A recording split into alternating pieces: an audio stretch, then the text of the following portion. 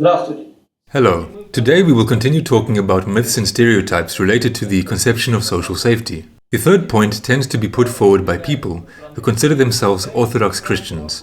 It is the stereotype that supporters of the CSS are at war with Orthodoxy. The author collective, the IP of the USSR, was not initially, and is not now actually, oriented in a hostile way towards the hierarchy of the Russian Orthodox Church. On the contrary, there were attempts to establish dialogue, and a work was written titled Questions to Metropolitan Yuan of St. Petersburg and Ladoga and to the Hierarchy of the Russian Orthodox Church. However, both the Metropolitan and the other hierarchs ignored this work and did not enter into dialogue, not wishing to answer the questions posed according to essence. We are always open to dialogue according to Sovist and have never called for any conflicts or attacks. Everyone must decide for themselves what to believe. We have many questions related to the so-called sacred scriptures. But again, everyone is free to independently read the works of the author collective, our articles, open the Holy Scripture, visit the website of the Russian Orthodox Church, read what the hierarchs write, and form their own opinion on the issues considered. As I said earlier, one can criticize any system of views only by raising one's own measure of understanding above it.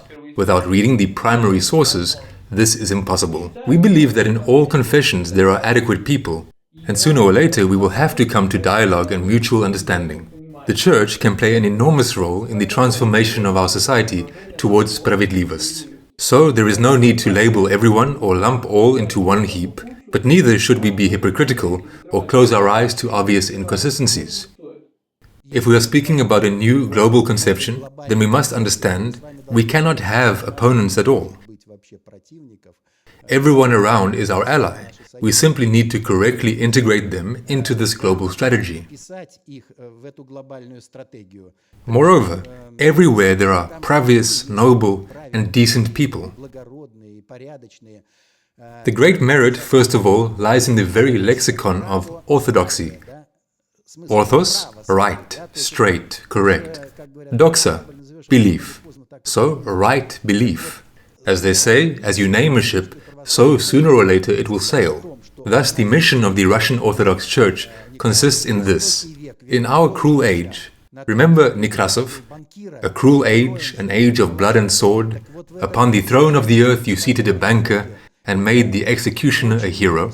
In such an age, preserving the idea of God is very difficult. Many would prefer there to be no God at all. What God for a ram or a pig? But who preserved this idea? The Orthodox Church preserved it. That is, we have an idea of God. And today what manifests is faith in God. But the 21st century, and the idea we are developing, speaks of the necessity of moving from the level of faith in God to faith toward God, believing God. And faith toward God must be in equal measure characteristic of representatives of any confession, Muslims, Jews, Orthodox Christians, and so on. Faith toward God, one for all living on earth, presupposes the changing of the person. That is, if a person believes God, not merely believes in God, because believing in God means, yes, something exists there, but believing God means the person begins to change his own life. He says, I believe God, and I know that if I live in a godly way, then God will exercise guidance over me. But that means one must change oneself, and working on oneself is the most difficult task. To live in a godly way, what does this mean? Not to cause harm to oneself, not to cause harm to those around you, not to cause harm to creation. That is, a person changes. Therefore, we should not reject anything, we must simply develop further.